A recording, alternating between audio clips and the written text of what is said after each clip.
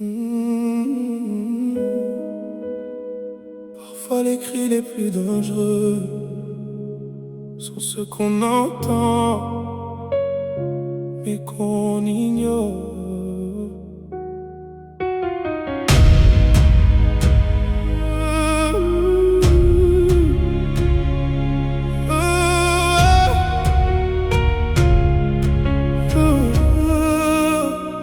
Fatima cachait ses blessures derrière un sourire devenu fragile. Même le maquillage n'arrivait plus à cacher la douleur dans sa vie.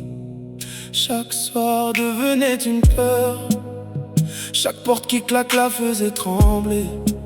Mais autour d'elle beaucoup disaient encore: ça va passer, faut patienter. Elle parlait souvent à ses frères, elle parlait aussi à ses parents, mais personne ne l'a soutenue vraiment, pendant qu'elle se perdait lentement. Et parfois les victimes crient en silence, parce qu'elles ont déjà trop souffert pour crier fort. Fatima voulait juste vivre en paix, retrouver le sourire qu'on lui avait volé. Mais certaines femmes meurent lentement, bien avant leur dernier souffle réellement. Aujourd'hui son nom résonne encore comme un cri qu'on n'a pas entendu assez fort. Et parfois ignorer une douleur peut coûter une vie entière. Un matin elle trouve le courage d'aller parler devant la police, comme quelqu'un qui voulait enfin sortir vivante de ce supplice. C'était seulement le deuxième jour depuis qu'elle avait osé parler. Quand elle est rentrée à la maison, le pire était déjà préparé.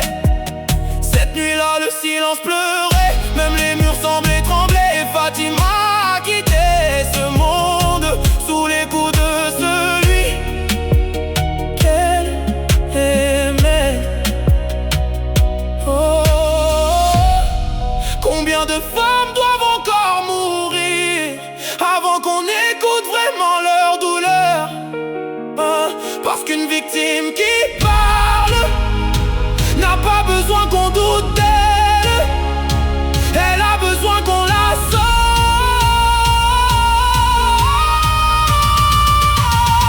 Fatima voulait juste vivre en paix, retrouver la lumière qu'on lui avait enlevée. Mais certaines histoires finissent trop tôt, parce que personne n'a entendu ces mots. Aujourd'hui son absence laisse un vide, et ses larmes vivent encore dans les souvenirs. Parce qu'au fond elle voulait juste vivre loin de la peur et continuer d'exister.